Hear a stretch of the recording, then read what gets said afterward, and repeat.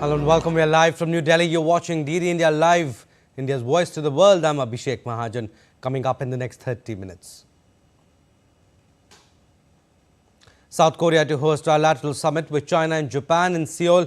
Leaders of South Korea, China and Japan to meet for the first time in 5 years on May 26th.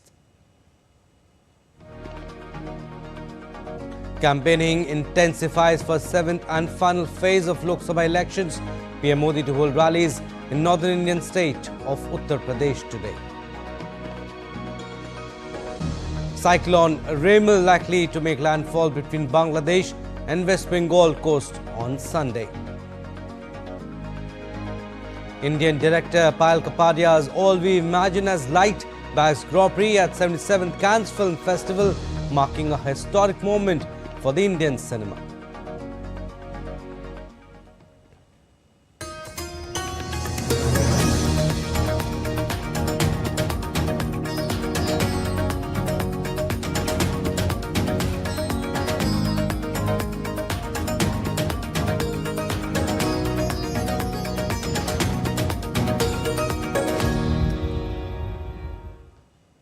Leaders from South Korea, China and Japan will begin their first trilateral summit since 2019 in South Korea's capital Seoul on Sunday.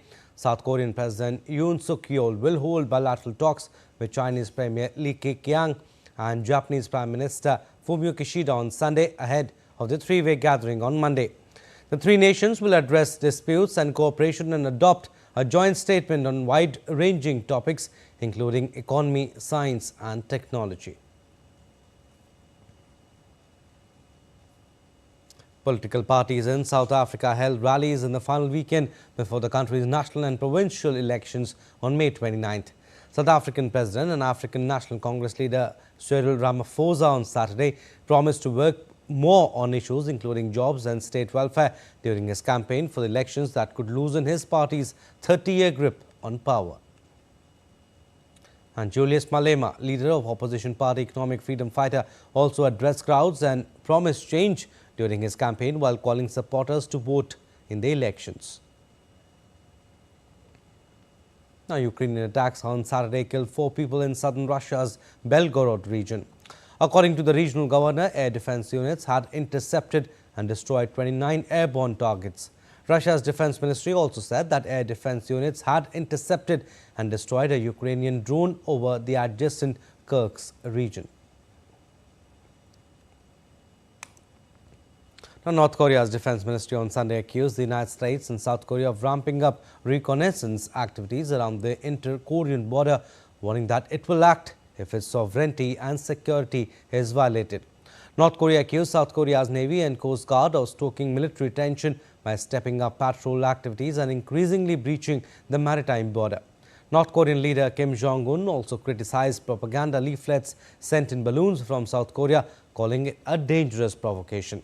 Those activities seriously infringe on North Korea's national sovereignty and security and will not be met with offensive countermeasures, Kim added.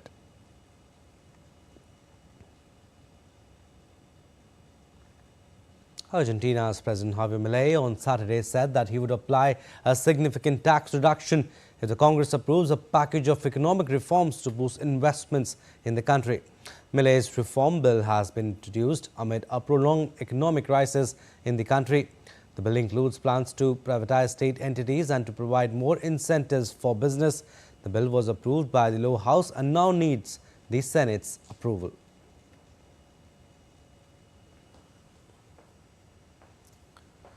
Now, more than a third of people in the United States are living in places with unhealthy air, according to the latest report from American Lung Association.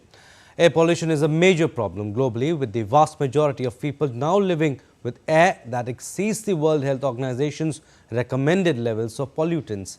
And despite efforts to improve things, in the US, many people are breathing unhealthy air. DD India's Caroline Malone reports. Fierce, raging wildfires are getting worse in North America, threatening people's lives directly and indirectly as the smoke drifts across populated areas. This year's State of Air report shows for the first time in a quarter of a century, the country's worst hit areas for air pollution are in the western US, such as in California, where heat, drought and wildfires are all making things worse.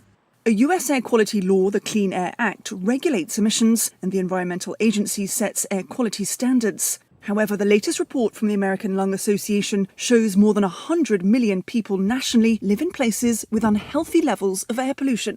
The Clean Air Act has guided air pollution control in the United States for over 50 years, and it's made a tremendous difference. It's one of the most successful pieces of environmental legislation ever.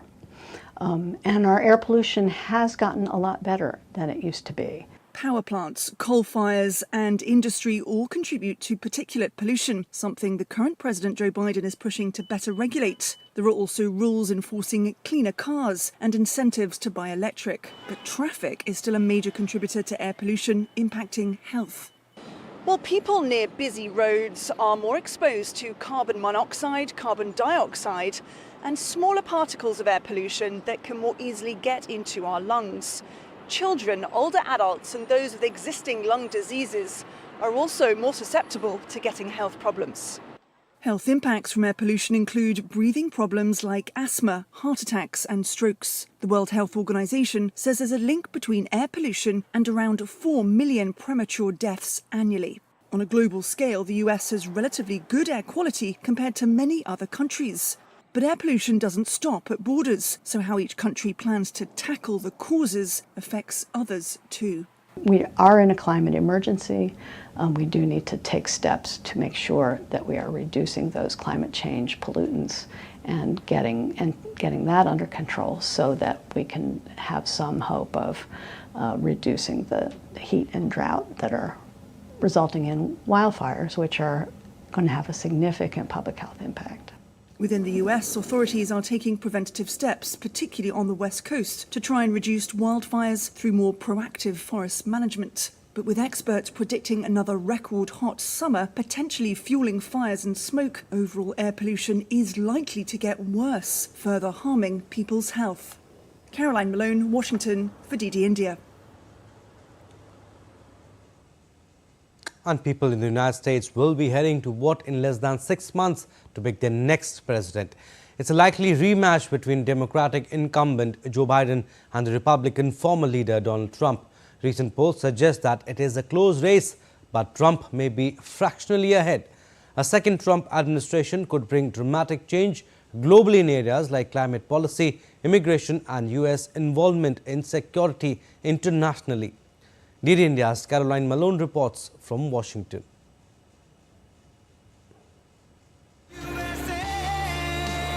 Donald Trump has laid out what his priorities would be if he wins a second term, including deporting migrants crossing the border illegally, which he often calls an invasion, and by militarizing the border. In response to a question in a Time magazine article about it, he said, "I think the National Guard would be able to do that. If they weren't able to, then I'd use the military." To make America great again. Trump still says that he won the last election, and many supporters say they believe him, a lie that led to large crowds amassing on Capitol Hill on January 6, 2021, some rioting. The former leader says he's considering pardons for people convicted over it. On foreign policy, Trump in his last presidency pushed NATO members to commit a minimum of 2% of their GDP to defence spending. 20 out of 32 nations have committed to, and are focused on supporting Ukraine in its war against Russia. But Trump has also threatened not to support NATO allies that don't meet the military alliance's spending target, and rather encourage Russia to do whatever the hell they want. Trump has said several times that he would stop support for Ukraine on day one of his presidency. His take on Ukraine is one that happens to be very close to that of the Kremlin, which is that Ukraine is not a real country, is run by corrupt, hard-right nationalists who are not worth supporting. I don't think that is necessarily the subject of 100% consensus, even within the hard right wing of the Republican Party. But the president taking this position would have a great weight. Trump has also called climate science into question. During his last presidency, he pulled the US out of the Paris Agreement capping carbon emissions. He's being investigated by lawmakers for requesting $1 billion in campaign funds from top oil and gas executives, who he hosted for dinner while talking about reducing tax on the energy sector. Taking over institutions using taxpayer money to do it. The Heritage Foundation is a Washington think tank that has created a playbook for a second Trump presidency, including replacing many civil servants with loyalists of the Republican leader. Some of Trump's allies have far-right views, including House Freedom Caucus policy chair and Texas Congressman Chip Roy, who's spoken out against government funding of the Department of Justice, as it's running 2 criminal cases against Trump on attempts to overturn the election and retaining classified documents. $40 billion for the Department of Justice, which is continuing to carry out attacks on former President Trump and engage in lawfare to undermine all of our system of rule of law and to target the former president. 2 other cases against Trump include the ongoing New York trial in which he is charged with falsifying business records to cover up hush money payments, and in Georgia, a delayed case over his attempts to overturn the last election. How Trump acts if he gets into the White House again may also depend on how the Supreme Court rules on presidential immunity. They're due to give an opinion at the end of June. Trump has implied if he gets into power again and he's found not immune from prosecution, then he may go after his rivals. Caroline Malone in Washington for DD India. An unexpected hailstorm hit the Mexican city of Puebla on Friday, covering streets with thick sheets of ice. The storm hit the city amid a heat wave in the country. Locals were surprised as hail accumulated up to several meters in some areas. The hailstorm caused widespread damage to homes, blocked roads and knocked down trees. Now, Cyclone Remal is predicted to make landfall between Bangladesh and West Bengal coast on May 26th midnight. India Met departments have issued prior warning for the cyclone. Heavy to extremely heavy rainfall warning has been issued for several states of India for 2 consecutive days. Rainfall is also likely to batter regions over Lakshadweep, Kerala, Karnataka, Tamil Nadu and Telangana. And in a historic win for India, Payal Kapadia's All We Imagine as Light win backed the Grand Prix, the second highest award, at the Cannes Film Festival on Saturday night. The film, the story of 2 Kerala nurses living in contemporary Mumbai, was the first Indian film in 30 years to compete in the main competition at Cannes. It stars Indian actors Kani Kushruti, Divya Prabha and Chaya Kadam.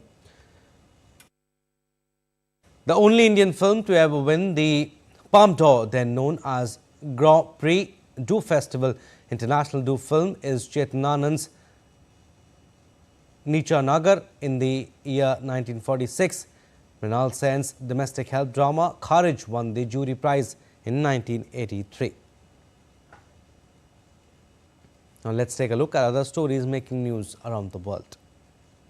A British Air Force pilot died after a Spitfire aircraft crashed into a field in England on Saturday. The fighter craft was part of commemoration of the Battle of Britain at RAF Coningsby. Investigation is underway for the cause of the accident. Now, thousands of people protested in Spain's Balearic Islands on Saturday against mass tourism ahead of the summer season. Protesters demanded for more sustainable tourism and more controls on holiday accommodation. Many rental properties are used for holiday rents and not affordable for locals. Well, that's still to come on this edition of DD India Live. India and France joint military exercise Shakti to conclude today. 27 dead in massive fire at gaming zone in Gujarat. A special investigation team has been set up to find out the cause of the fire. And Rafael Nadal says 2024 may not be his last French Open.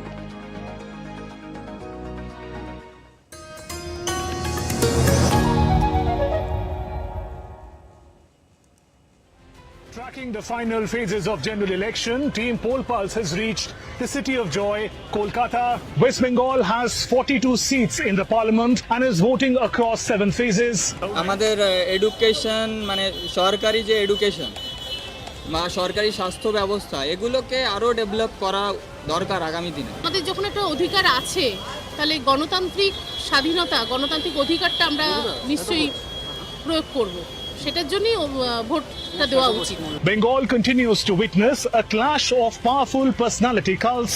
Prime Minister Narendra Modi of the BJP versus Chief Minister Mamata Banerjee of the TMC. The alliance of Congress and left are also in the fray. Join us as we track the pulse of Indian democracy. Watch Poll Pulse on DD India.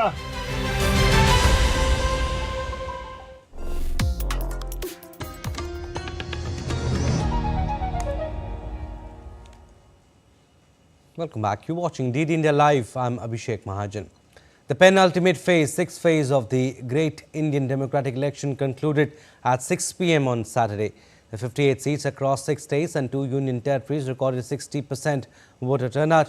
According to the Election Commission, till 10:30 p.m. Indian Standard Time, West Bengal recorded the highest turnout with 78.27% voter turnout, followed by 63.56% in Jharkhand and 61.84% in Odisha.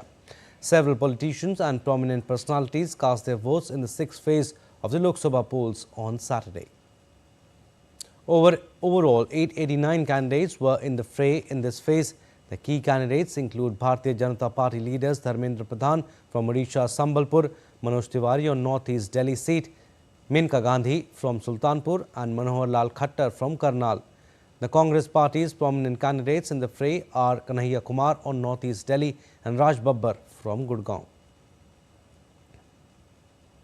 And campaigning has intensified for 7th and final phase of Lok Sabha polls. Senior leaders of various political parties are leaving no stone unturned to woo the voters. Bharatiya Janata Party leader and Prime Minister Narendra Modi to campaign for the party candidates in Mirzapur, Ghosi and Bansgaon districts of Uttar Pradesh. Senior Bharatiya Janata Party leader and Union Home Minister Amit Shah to visit Bihar and Punjab today. Amit Shah to address rallies in Bihar's Aurangabad and Sasaram. He will also hold rally in Punjab's Ludhiana. Bharatiya Janata Party President JP Nadda to hold public meetings in Bihar.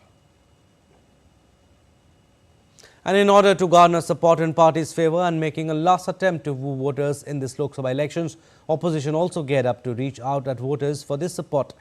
Congress leader Rahul Gandhi will address public gatherings in Una and Nahan district of Himachal Pradesh. Delhi Chief Minister Arvind Kejriwal is likely to be in Punjab till May 30th to campaign for Aam Aadmi Party. And the 7th edition of biennial joint military exercise Shakti between India and France is scheduled to conclude on Sunday.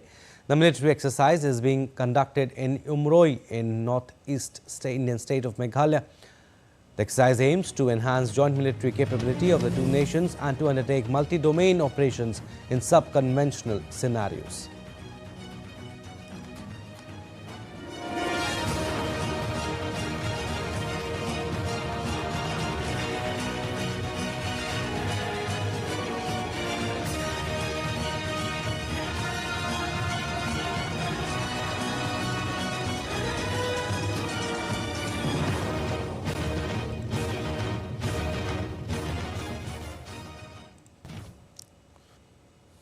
At least 27 people died after a fire broke out at gaming zone in West Indian state of Gujarat on Saturday.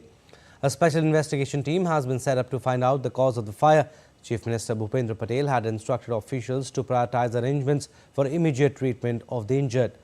The state government has also announced 4 lakh rupees compensation for the families of the deceased, while 50,000 rupees for the injured.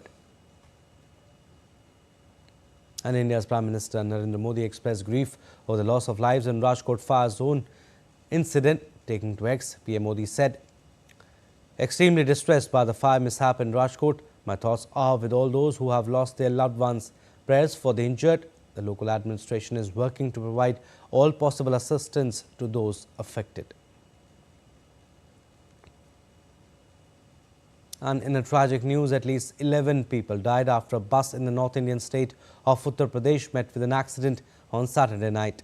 10 people have been reportedly injured. The bus was carrying devotees who were en route to the Purnagiri temple in Uttarakhand. A truck lost control and collided with the bus. Let's take a look at other stories making news today. A fire broke out at a children's hospital in East Delhi's Vivek Vihar. At least 11 newborns were rescued, officials said. The Delhi Fire Services said it received a call at night and 9 fire tenders were rushed to the site. The famous Rohtang Pass in North Indian state of Himachal Pradesh opened for tourists. Rohtang Pass is located at an altitude of 13,000 feet and requires a permit to travel. The Goa Heritage Festival 2024, organized by Government of Goa, is set to have its closing day today. The 3-day festival saw an immersive experience at the Saligaon football ground. The festival showcases the diverse culture heritage of Goa, offering attendees a unique opportunity to experience the essence of state's traditions through various artistic expressions. The 14-time French Open champion Rafael Nadal said on Saturday there was still a chance this year's tournament in Paris may not be his last, in comments ahead of his tough opener against 4th seed Alexander Zverev.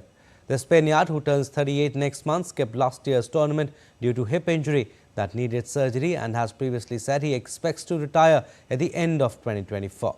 Nadal skipped the Australian Open in January with a muscle problem, and the 22-time Grand Slam champion had raised doubts about his fitness for the year's second major, with lingering issues in Barcelona, Madrid and Rome. Monday's clash with Zverev will be a rematch of the 2022 semi-final when the German retired after an ankle injury and Rafael Nadal went on to win the tournament. Cricket now. It's showtime on the last day of Indian Premier League. Teams who finish in the top 2 in the league stages are set to clash in the IPL final at Chennai's M.A. Chidambaram Stadium on Sunday. KKR is eyeing its third IPL title after winning it twice in 2012 and 2014, while SRH is looking for its second championship after 2016. After over 2 months and 73 matches of exciting cricket, the Indian Premier League 2024 season has reached its finale, with Sunrisers Hyderabad and Kolkata Knight Riders setting up the marquee clash for the IPL trophy. Kolkata Knight Riders, reckoning force. Under the leadership of head coach Chandrakant Pandit, mentor Gautam Gambhir and captain Shreyas Iyer, Kolkata's road to the IPL 2024 final could not have been more successful. The two-time former champions had a dream start to their IPL 2024 campaign. Their major highlight this season was their fiery opening duo of Sunil Narine and Phil Salt, who made a mockery out of every bowling unit they faced.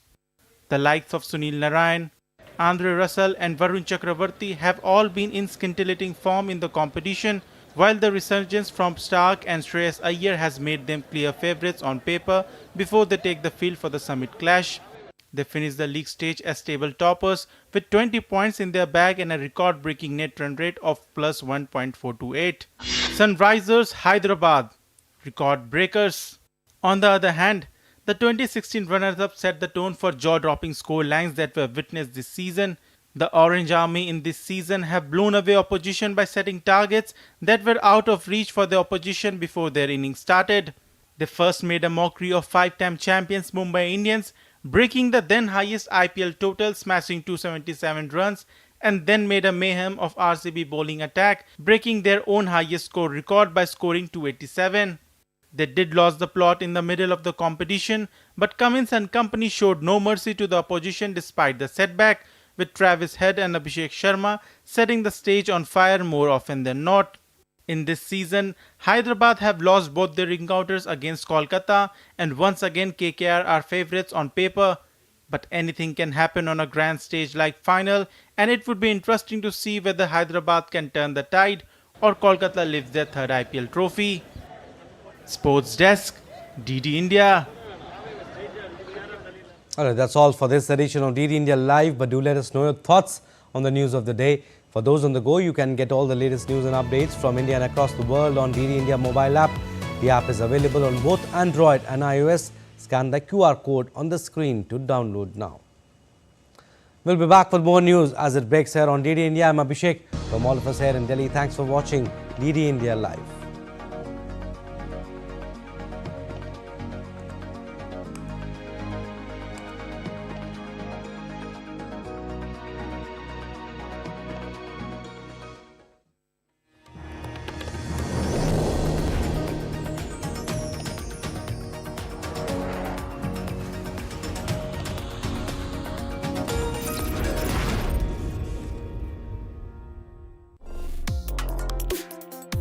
complex